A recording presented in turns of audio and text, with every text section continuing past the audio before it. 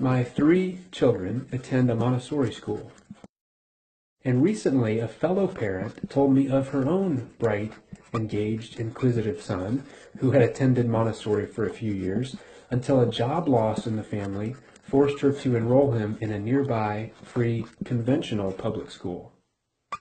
As she picked him up from his new bus stop, day after day, she began to notice something. She said, "I saw the light in his eyes dimming. His flame was extinguishing." She didn't talk about her son's grades at the new school, nor about the teacher qualifications, class size, or extracurricular activities. She didn't talk about how he would compete with China or increase our GDP. She talked about the flame inside him, dimming, extinguishing. To me, the fanning of this inner flame, the inner drive to learn and to develop, is the core contrast between Montessori schools and conventional schools. Conventional schools assume children need incentives for learning.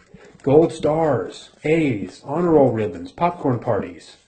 If they don't respond, they must be dealt punishments, bad grades, trips to the principal's office, etc. Montessori schools assume the opposite. Children do not need to be forced to learn. In fact, children are naturally interested in learning.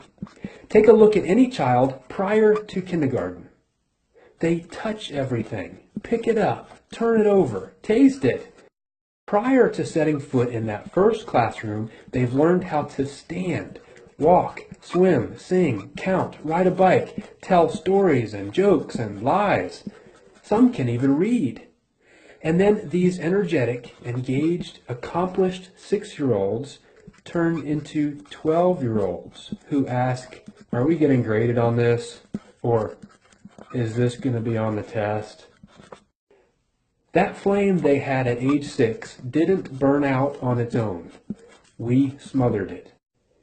In contrast, Montessori schools stoke that flame by promoting hands-on, self-paced, collaborative, challenging, and joyful learning. They encourage divergent thinking instead of convergent thinking, innovation instead of standardization. Montessori does all this with no grades, no tests, no homework. How? Well, out of many reasons, here are 2. Mixed age classrooms. Montessori classrooms have 3-year age ranges. 3 to 6-year-olds in one class, 6 to 9-year-olds in another, and so on. The age mix allows older students to be leaders, mentors, and to help teach lessons, while younger students have the experience of working with older classmates.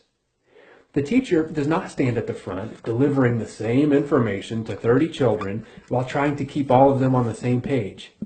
Instead, the teacher moves around the room, working with students, one-on-one or in small groups. The age mix allows a child working on, for example, addition, to sit near another student working on multiplication.